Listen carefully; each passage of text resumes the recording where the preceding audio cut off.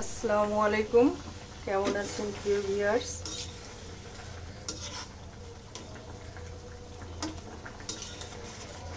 আশা করি সবাই ভালো আছেন। আমি আপনাদের সকলের দোয়ায় আল্লাহর অশেষ রহমতে ভালো আছি, আলহামদুলিল্লাহ। মহান আল্লাহ পাকের কাছে শুকরিয়া।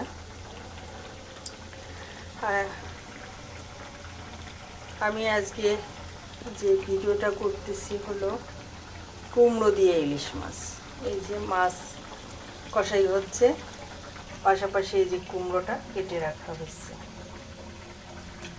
মাছ কষাই করে কুমড়োটা পরে দিয়ে কষাই করে ঝোল দিয়ে মাছ দিয়ে নামাই ফেলব।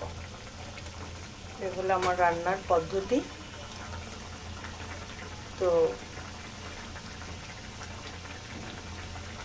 দেখতে থাকুন আমার রান্না। কালকের একটু মাংসের ঝোল আছে। দুপুরে অবশ্য আমি একা খাবো। জানি না আমার হাজব্যান্ড খুলনায় গেছে, দুপুরের ভিতর আসতে পারবে কিনা। আসতেও পারে, আসলে খাবে। রান্না করে রাখতেছি।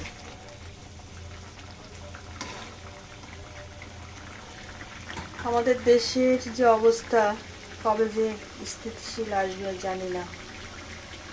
আসলে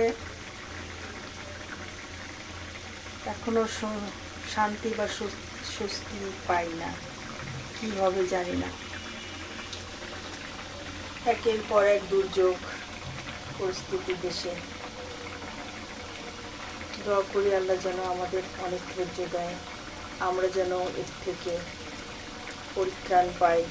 আল্লাহর রহমত ছাড়া সম্ভব না। যা কিছু হয় আল্লাহর ইশারায় হয়, এটা আমরা যারা মুসলিম আমরা বিশ্বাস করি।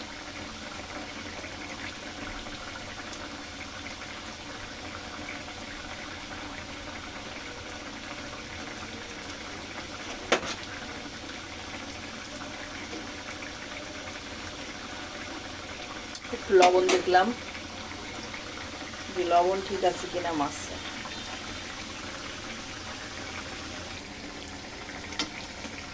মাছগুলো একে একে একটু তুলে রাখি। এটা হলো ইলিশের জাটকা।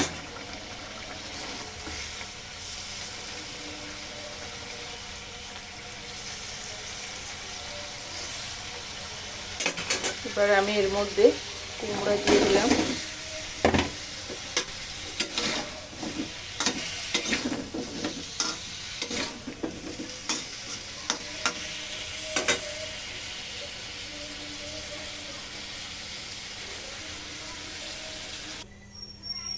ঝোল দিয়ে দিছি, জাল উঠলে মাছ দিয়ে দেবো। মাছ দিয়ে দিলাম।